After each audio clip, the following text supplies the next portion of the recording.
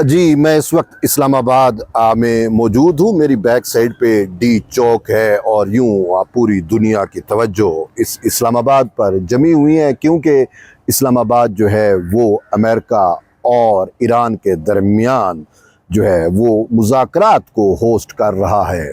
ये जो खलीजी मशरक़ वस्ता के अंदर जंगो जदल थी, उसमें पाकिस्तान ने अपना कलीदी किरदार अदा करते हुए दोनों ममालिक के दरमियान मेडिएशन का रोल प्ले किया और फिर आर्जी जंग बंदी कराई, और फिर उसके बाद दोनों ममालिक को की जो है वो मेज़बानी भी अब इस्लामाबाद कर रहा है। और इस हवाले से यही कहा जा रहा है कि कल हफ्ते को इस्लामाबाद के अंदर अमेरिका और इसराइल की आला क़यादत जब मिलकर बैठेगी तो तवक्को भी की जा रही है कि वो कोई जो है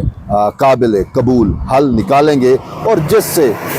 दुनिया के ऊपर जो तीसरी जंगे अजीम के साए मंडला रहे हैं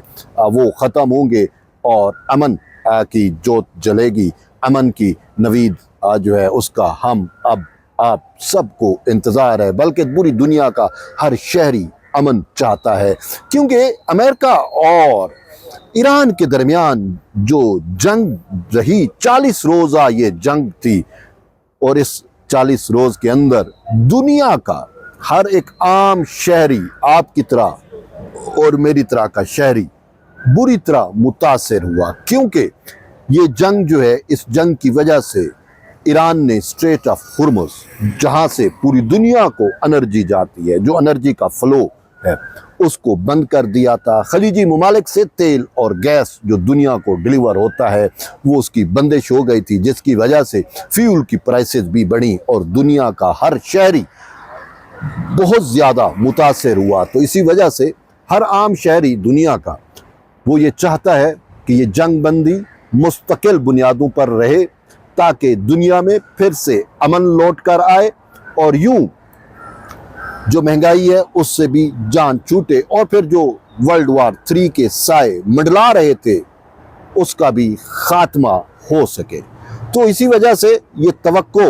जो दुनिया कर रही है, ये तवक्को मैं और आप भी कर रही हैं, लेकिन ये पूरी होगी इस्लामाबाद के अंदर, क्योंकि इस्लामाबाद ने जो है वो होस्ट किया हुआ है दोनों ममालिक के वफूद को, उनको मुज़ाकरात पे लेके आया है और वो मुज़ाकराती टेबल पर जो है वो बैठ रही हैं। और इस हवाले से सुबह जो है वो हतमी मरहले में जो है वो दाखिल होंगे दोनों ममालिक जो है, और ये कहा जा रहा है कि दोनों ममालिक की जो क़यादत, इब्तदाई क़यादत है वफूद की शक्ल में, वो यहाँ पर पहुँच चुकी है। उनके दरमियान अमेरिका और ईरान के दरमियान उनके दरमियान टाक्स भी हुई या हो रही हैं, और कोई मुसवदा भी तैयार किया जा रहा है, लेकिन हतमी जो मुज़ाकरात हैं उसकी तवक्को यही की जा रही है कि वो कल होंगे, क्योंकि अमेरिकी क़यादत जिसकी सरबराही जेडी वैंस जो नायब सदर हैं वो कर रही हैं, उसमें जो है वो प्रेसिडेंट ट्रंप के दामाद जेरेड किशनर और विटकॉफ वो शरीक हो रहे हैं, जबकि ईरान की जानिब से ईरानी वज़ीर ख़ारजा अब्बास अराग़ची और ईरानी स्पीकर जो हैं वो शरीक हो रहे हैं। कल ये दोनों इस्लामाबाद में बैठेंगे, पाकिस्तान की सरबराही में, पाकिस्तान की सालसी में, और फिर मुज़ाकरात की तरफ जाएंगे। और इस हवाले से सबसे अहम ये भी है कि 1979 के बाद पहली दफ़ा बाज़ाब्ता तौर पर अमेरिका और ईरान के दरमियान इतनी बड़ी सतह पर मुज़ाकरात हो रही हैं, यानी दोनों ममालिक की आला क़यादत 1979 के बाद से लेकर पहली दफ़ा एक दूसरे के साथ बैठ रही है। तो इस वजह से इसको भी बड़ा जो है अहमियत का हामिल है ये बैठक। लेकिन इसके साथ साथ एक और चीज़ भी है, वो ये है जेडी वैंस नायब सदर है और वो अमेरिका के मुस्तकबिल में प्रेसिडेंट के भी